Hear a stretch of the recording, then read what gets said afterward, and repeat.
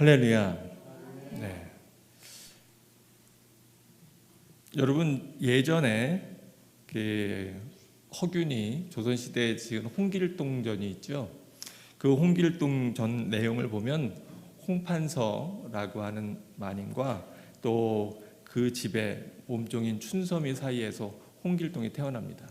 근데 그 홍길동이 자기 아버지를 아버지라고 부르지 못하고 대감마님이라고 부르죠. 사실 아버지라고 하는 것, 그 이름이 갖고 있는 힘이 얼마나 큰지 모릅니다. 오늘 저는 아버지라 부를 특권, 아버지라 부를 권리에 대해서 함께 은혜를 나누려고 하는데, 우리 예수님과 성부 하나님 사이의 관계를 특징 짓는 단어가 있다고 한다면 아버지입니다. 이 호칭이 복음서에서 보면 요한복음에서 제일 많이 사용되는데요. 요한복음에서 이것이 100번 넘게 아버지라고 하는 호칭이 등장하고 있는 것을 우리가 알 수 있습니다. 원래 이스라엘에서는 주님 또는 하나님 또 거룩하신 분이라고 하는 하나님의 호칭을 사용했지 감히 아버지라는 호칭을 사용할 수가 없었습니다. 근데 예수님께서 이 땅에 오셔서 하나님을 부르시면서 아버지라고 그렇게 호칭하고 있습니다. 우리가 잘 아는 대로 예전에 구약 시대에는 하나님은 너무나 두렵고 무서운 분이셨습니다. 그래서 아무도 하나님의 얼굴을 본 사람이 없었습니다. 왜냐하면 그 거룩한 얼굴을 보면 어떻게 되지요? 죽기 때문에 그렇습니다. 모세도 하나님의 뒷모습만을 보았다고 출애굽기 33장에 보면 나와 있습니다. 근데 하나님의 뒷모습만 보고 온 모세의 얼굴에 광채가 나서 그래서 그 빛을 바라볼 수 없어서 이스라엘 백성들이 모세에게 수건을 써달라고 그렇게 이야기했었죠. 그런가 하면 선지자 이사야는 하나님을 만나 뵈고 화로다 나는 망하게 되었도다 나는 입술이 부정한 자요 입술이 부정한 백성 중에 거하여 만군의 여호와 하나님을 배웠음이로다 라고 얘기하고 절망하고 또 탄식하고 있는 것을 알 수 있습니다. 그의 입술을 제단 숯불로 지지고 나서야 하나님 앞에 겨우 설 수 있었습니다. 사실 구약 시대에는 여호와라고 하는 이름조차도 부를 수가 없었습니다. 그래서 우리가 아는 대로 이스라엘 백성들이 성경을 읽다가 또는 서기관들이 성경을 옮겨 적다가 여호와라고 하는 단어가 나오면 하나님의 단어가 나오면 그것을 멈추고 그리고 하나님께 경배하고 다시 그것을 필사했던 것을 알 수 있습니다. 하나님을 함부로 부르지 못했기 때문에 여호와라고 하는 이름을 함부로 부르지 못했기 때문에 우리가 아는 대로 주님이라고 하는 아도나이라고 하는 것에 음가를 붙여서 그래서 하나님을 호칭했습니다. 그래서 그 하나님의 이름을 잘 몰랐는데 원래 그 하나님의 본래의 그 이름이 학자들이 얘기하면 야훼라고 하는 발음이 맞다.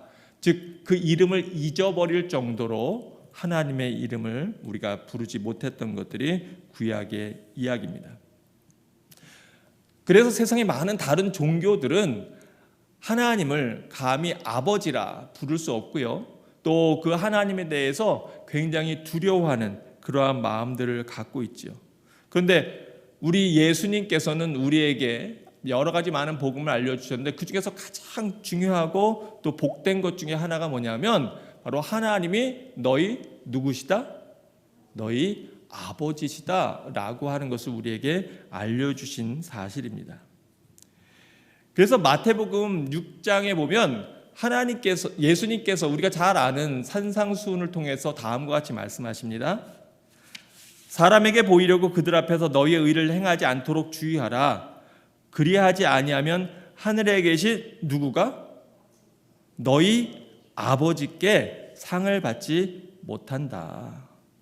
너희가 선을 행하거나 또 어떤 일을 하면서 사람들에게 보이려고 하지 말아라. 하나님 앞에서 그러면 상을 받지 못한다 라고 얘기하는데 그냥 하나님이 아니라 바로 나의 하나님이 아닌 나만의 아버지가 아니라 너희 아버지께 계속해서 예수님은 말씀하십니다. 내 구제함을 은밀하게 하라. 은밀한 중에 모시는 누가? 너의 아버지께서 갚으시리라. 너는 기도할 때에 내 아버지께 기도하라. 은밀한 중에 보시는 내 아버지께서 갚으시리라. 구하기 전에 너에게 있어야 할 것을 하나님 너희 아버지께서 아시느니라. 그리고 결정적으로 제자들이 예수님, 우리가 기도할 줄을 모릅니다. 우리가 어떻게 기도해야 됩니까? 라고 물어볼 때 예수님 뭐라고 우리에게 알려주십니까? 바로 마태복음 6장 9절에서 그러므로 너희는 이렇게 기도하라. 함께 우리 주기도문 한번 해볼까요? 시작. 하늘에 계신 우리 아버지여, 이름이 거룩히 여김을 받으시오며. 아멘. 하늘에 계신 우리 아버지여. 그런데 원래 이 원문에는 아버지라고 하는, 파테르라고 하는 것이 제일 앞에 나옵니다. 그러니까 기도할 때 뭐라고 시작하는 거예요? 아버지, 우리 하늘에 계신, 이렇게 되어 있습니다.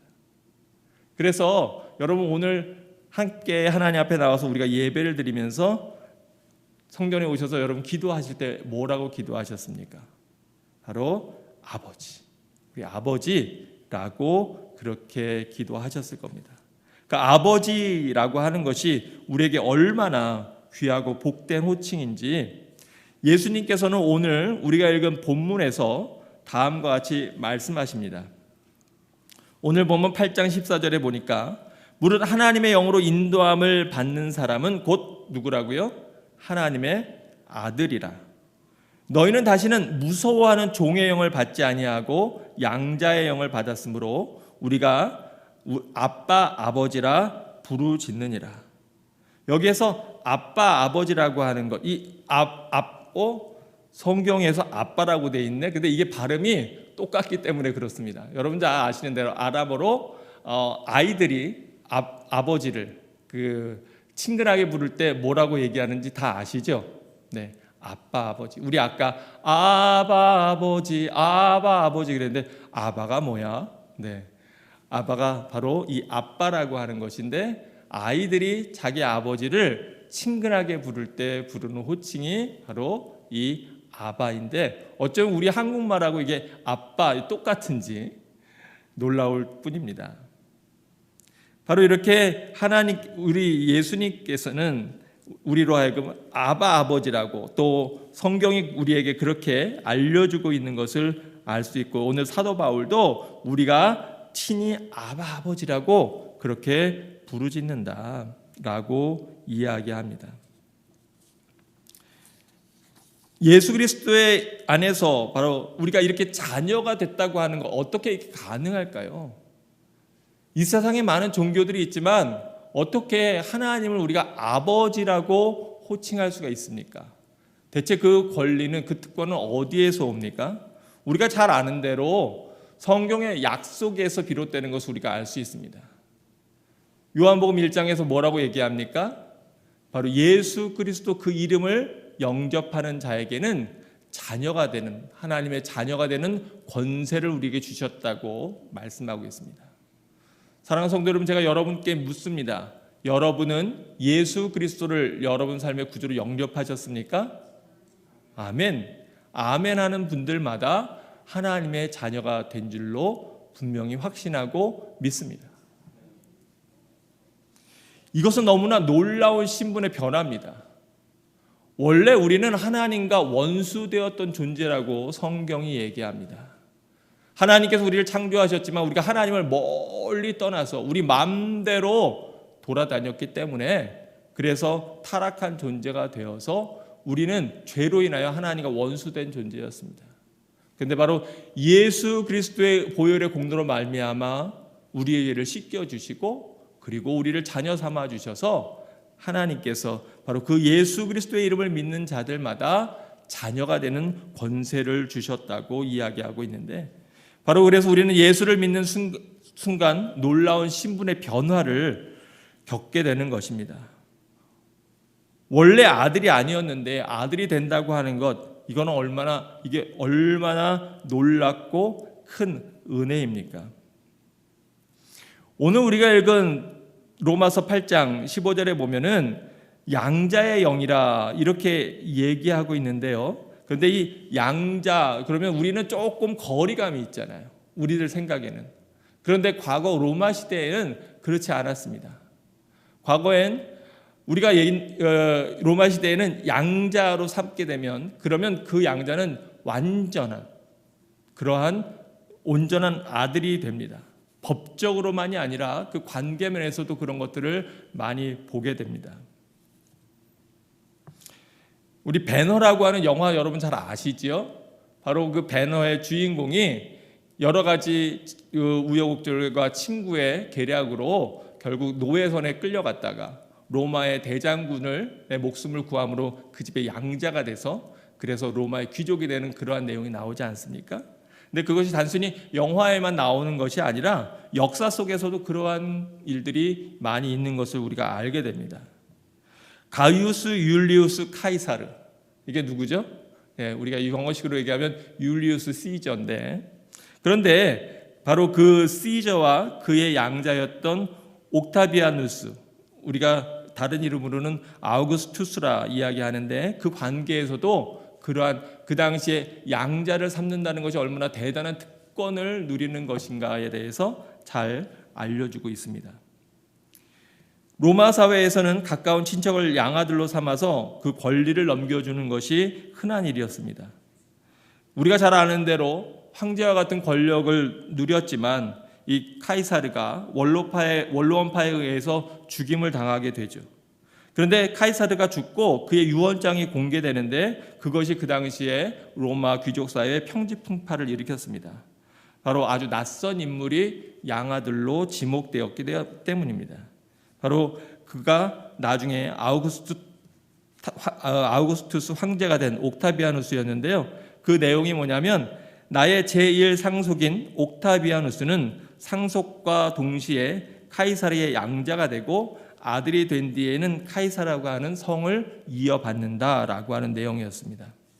사실 이 얘기가 됐을 때 많은 로마의 귀족들이 이 옥타비아누스를 잘 몰랐다고 합니다. 그는 시저의 먼 친척이었지만 정통 귀족은 아니었기 때문입니다. 별 직책도 없었고요. 나이도 불과 18살의 그러한 풋낙이었습니다. 사실은 카이사르는 전쟁을 많이 치르면서 그 유명세를 얻었고 권력을 잡았지만 재산은 그렇게 많지 않았다고 합니다. 그런데 로마의 역사가들은 이 옥타비아누스가 받은 가장 큰 유산이 뭐냐? 그게 뭐냐면 카이사르라고 하는 성을 물려받은 데 있습니다. 우리가 역사의 내용에서 잘 아는 것처럼 결국 이 카이사르라고 하는 그의 물려받은 이름의 후광으로 말미암아 당시의 권력자였던 안토니우스를 이기고 로마 최초의 황제의 자리에 오르는 것이 역사적 사실임을 우리가 기억할 것입니다.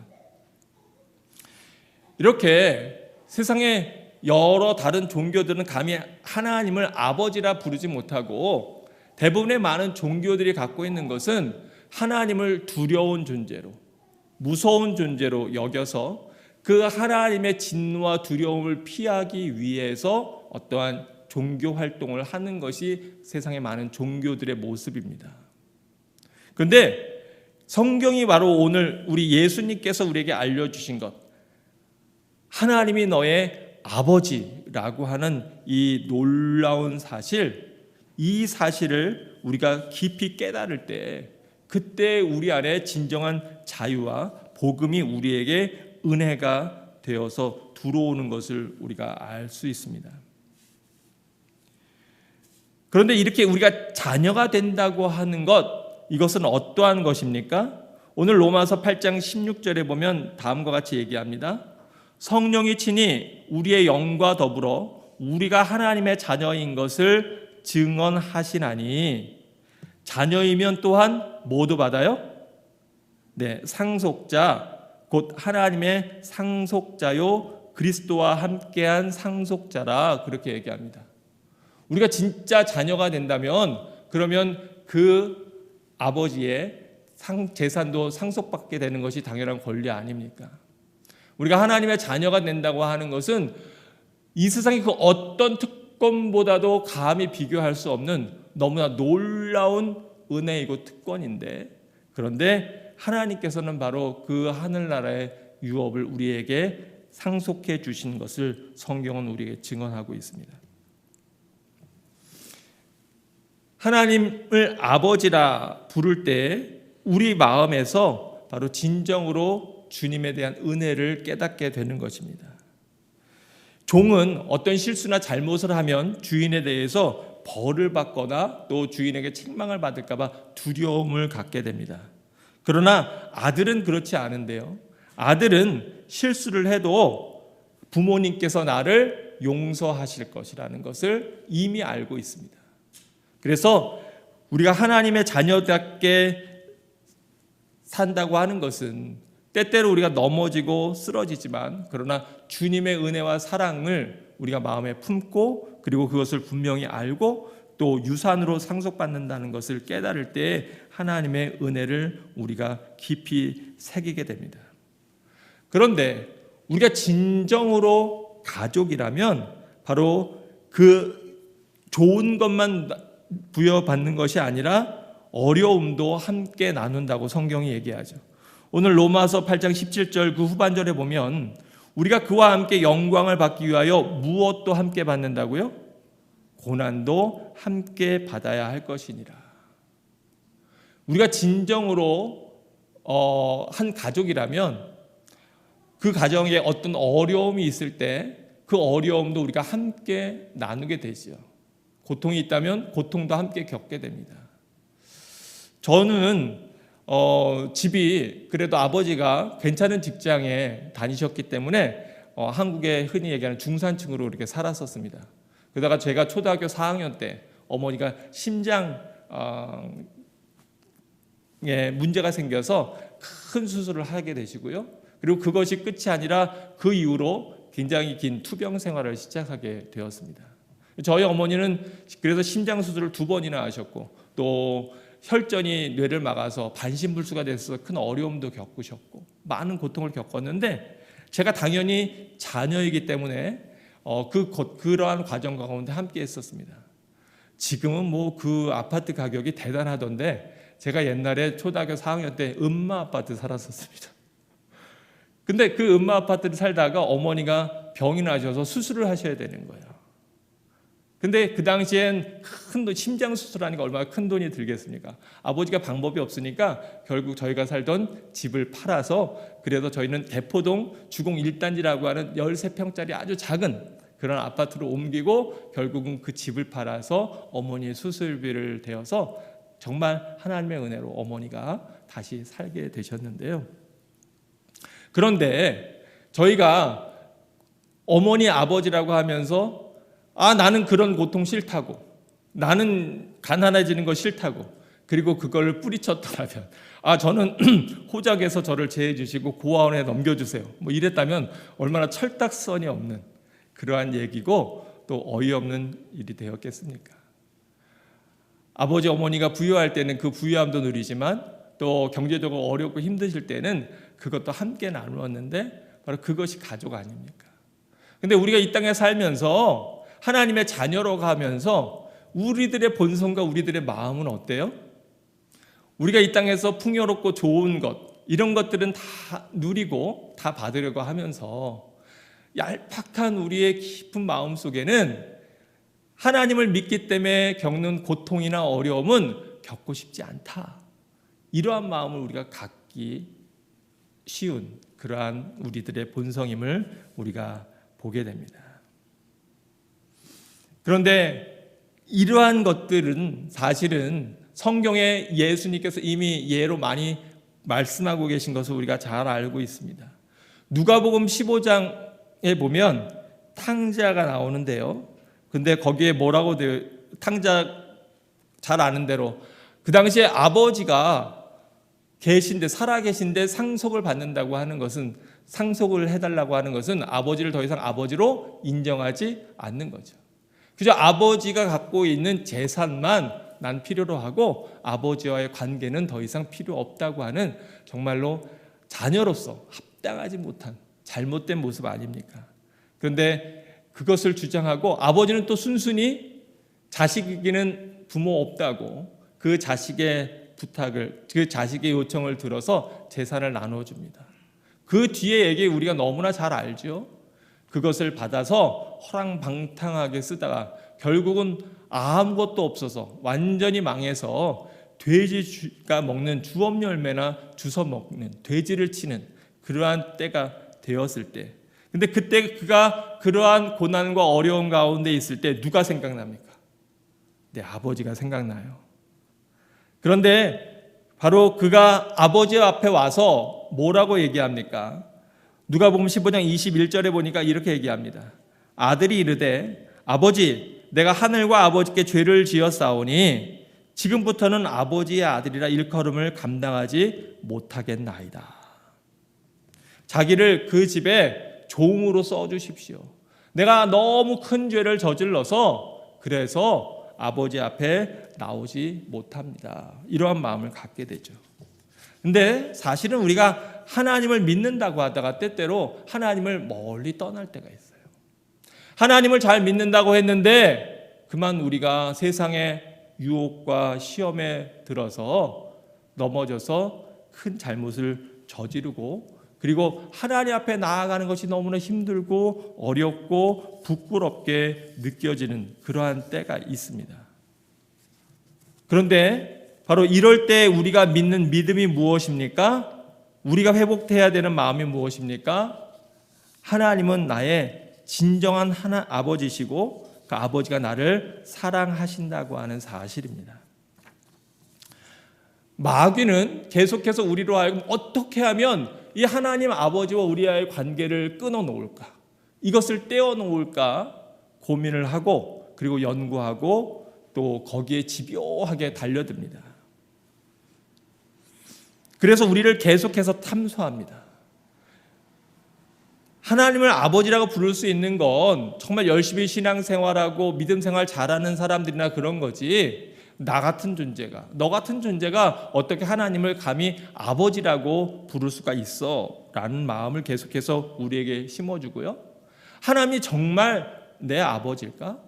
이런 잘못도 하나님께서는 용서하시나? 라고 하는 생각을 갖기가 쉽습니다.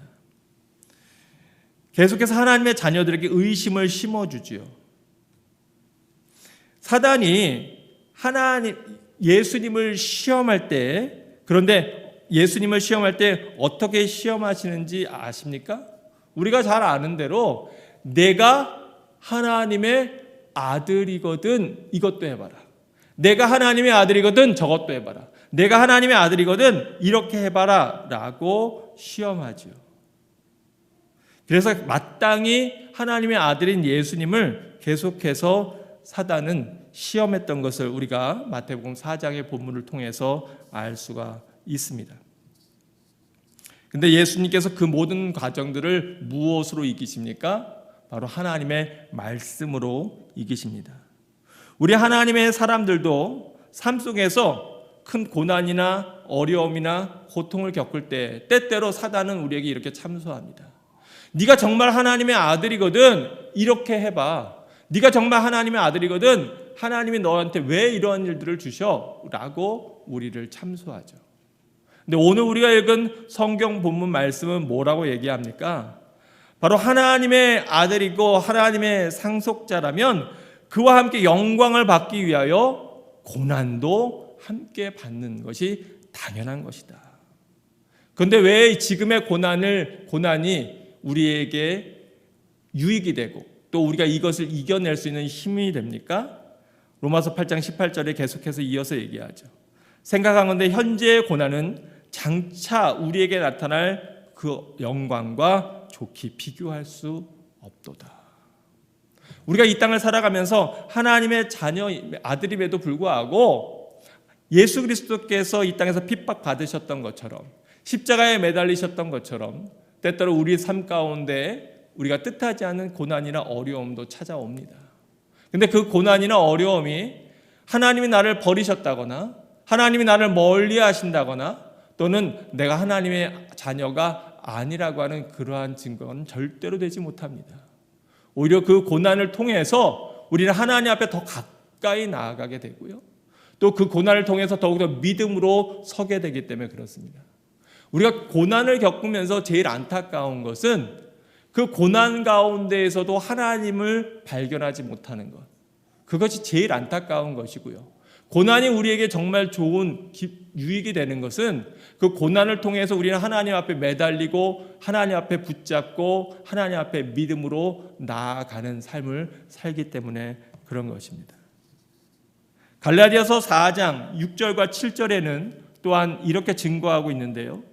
너희가 아들이므로 하나님이 그의 아들의 영을 우리 마음 가운데 보내사 하나님을 아빠, 아버지라 부르게 하셨느니라. 그러므로 내가 이후로는 종이 아니요 아들이니 아들이면 하나님으로 말미암아 하늘나라의 그 유업을 받을 자들이다 라고 이야기하고 있는 것입니다. 사랑하는 성도 여러분, 하나님을 아버지라고 부를 수 있는 것, 이게 얼마나 놀라운 은혜입니까? 이게 얼마나 놀라운 특권입니까? 이 세상 그 어떤 종교에서 하나님은 너의 아버지라고 가르치고 또 우리에게 그 신을 아버지라고 부를 특권이 있다라고 이야기합니까? 아버지는 어떤 분입니까? 아버지는 그 아들이 어떠한 잘못을 저지른다 할지라도 그 아들을 마음에 품고 이미 용서한 분이 아버지 아닙니까? 세상 사람들은 이야기합니다. 저렇게 죄를 지은 사람도 정말로 하나님을 믿으면 구원을 받는단 말이야? 네, 그렇습니다. 구원을 받습니다. 우리가 잘 아는 대로 예수님 십자가에 매달릴 때 바로 그 십자가에 함께 매달렸던 강도, 그 당시 십자가에 매달렸다고 하면 얼마나 끔찍한 죄를 저질렀겠습니까? 그런데 그가 주님께서 낙원에 계실 때 저를 기억해 주십시오 라고 예수 그리스도를 받아들이자 예수님께서 너가 오늘 나와 함께 낙원을 거닐 거라고 말씀하시고 약속하시지 않습니까? 하나님께서 이렇게 우리에게 참된 아버지가 되실 때 하나님께서는 그 어떤 것도 우리에게 아끼지 않으신다고 성경은 얘기하고 있습니다. 로마서 8장 32절에 보니까 이렇게 말씀합니다. 자기 아들을 아끼지 아니하시고 우리 모든 사람을 위하여 내주시니가 어찌 그 아들과 함께 모든 것을 우리에게 주시지 아니하시겠느냐. 왜 부모들이 열심히 수고하고 애써서 돈을 법니까? 요즘에 많이 보니까 그 자녀에게 나는 이렇게 고생했지만 너는 좀 덜 고생했으면 좋겠다. 이런 마음 가지고 어떻게든 재산을 모아서 그래서 그것으로 자녀에게 물려주려고 애를 쓰더라고요. 이 땅의 육신의 부모들도 자기 자식에게 좋은 것을 줄 줄 알거든 하물며 하늘에 계신 너희 아버지께서 너에게 가장 좋은 것으로 주시지 않겠느냐. 근데 여러분, 이 가장 좋은 것, 그게 뭡니까? 바로 예수 그리스도의 영, 성령이라고 하는 거죠. 오늘 우리가 읽은 본문에서도 바로 이 성령이 우리로 하여금 하나님의 자녀임을 우리로 하여금 증거한다고 말씀하고 있지 않습니까?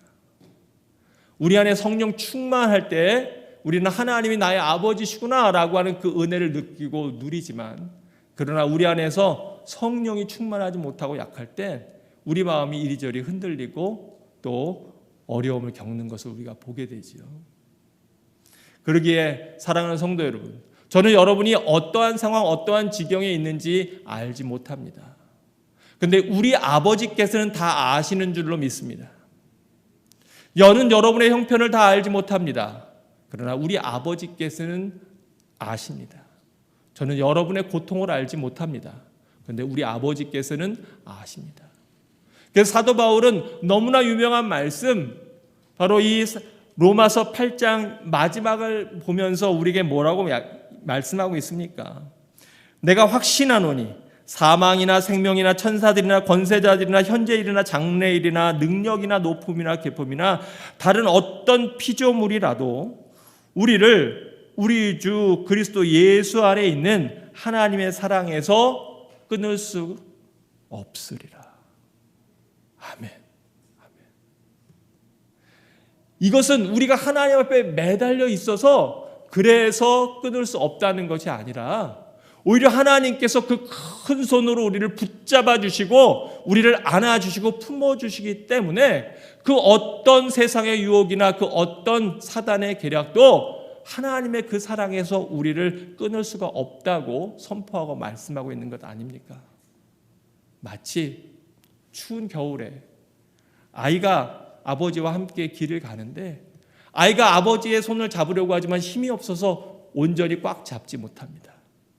그런데 아빠가 그 큰 손으로 아이의 손을 덥석 잡아서 자기 코트 안으로 쑥 집어넣어 줄 때 그 따스함, 그 아버지의 튼튼한 손, 그 손이 바로 어떤 환경과 어떤 상황에 있든지 오늘 여러분을 붙잡고 있는 줄로 믿습니다. 여러분, 예배라고 하는 것은 무엇입니까? 바로 그 예배를 통해서 아바 아버지라 부르짖으며 그 하나님 저는 손이 잡아서 하나님의 손을 잡을 수가 없습니다. 하나님께서 저를 꼭 잡아주세요. 하나님 아버지 저를 붙잡아 주세요라고 우리가 기도하며 그 하나님을 찬양하며 감사하며 감격하는 하나님과의 관계를 다시 회복하는 시간, 나의 신분이 무엇인가를 다시 한번 자각하는 시간이 바로 예배 시간 아닙니까? 사랑하는 성도 여러분, 지금 하나님은 어디 계십니까? 하나님이 저 멀리에 계십니까? 바로 하나님은 지금 여러분 안에, 우리 안에 함께 하시는 줄로 믿습니다. 바로 이 성령의 증거를 마음에 받아 이번 한 주간도 그 믿음 가지고 살아가는 여러분 모두가 되시기를 주님의 이름으로 축원합니다.